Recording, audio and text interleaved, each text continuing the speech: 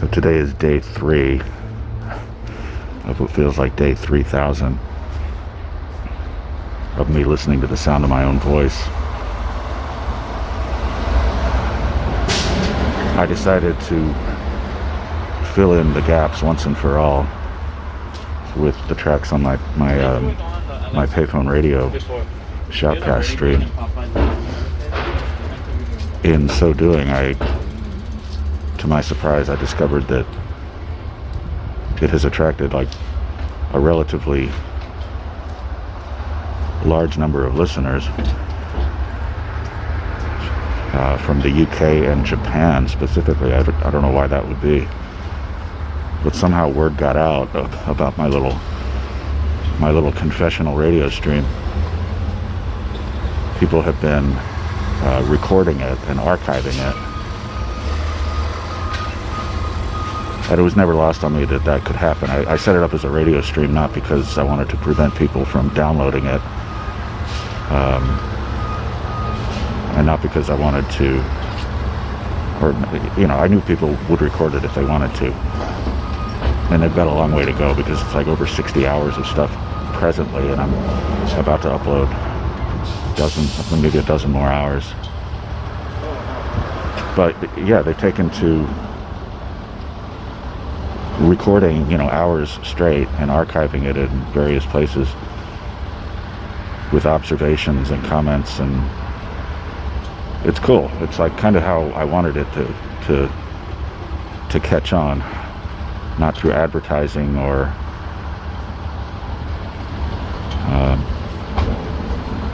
link spam coercion or anything like that. It's just by word of mouth or word of text, word of whatever. There's a lot of stuff in there that I completely forgot about, and that's not surprising because I'm going through recordings from 2013 at the moment. But I have to say, it sounds interesting listening to it, almost as a stranger. Oh, glasses fell off. That's because I've been wearing them down a little low to prevent them from fogging up. But that's the first time they've fallen off. Anyway, listening back to myself as a stranger is interesting. I'm pretty depressing sometimes. But I'm going to keep at it.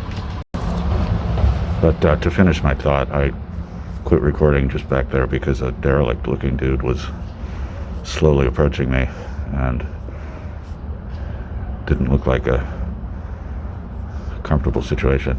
But just to finish my thought, the reason I set it up as Shoutcast and the reason I put in what was for me a pretty good amount of work into taming that platform, because it wasn't easy for me and I'm not really using it in the way it's intended.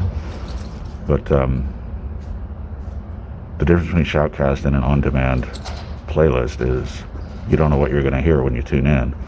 To me, that's part of the magic of radio, is spinning the dial, going from station to station, or even just tuning into your everyday regular station, and you just don't know what is going to come over the air.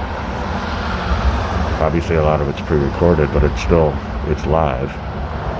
For the most part, it's live. During the pandemic, a lot of stuff has been replayed, but that's the little bit of mystery that was very important to me.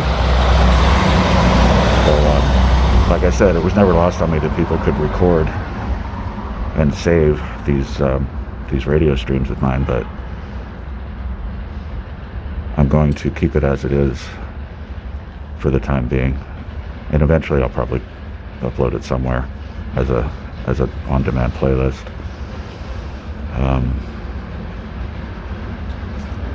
Yeah. So as I continue to plod through hundreds and hundreds of these phone calls that I made over the years,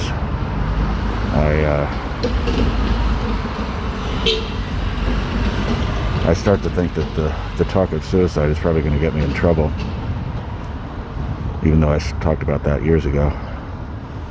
It doesn't take much. If somebody in authority even thinks for a half second that you're suicidal, involuntarily incarcerate you.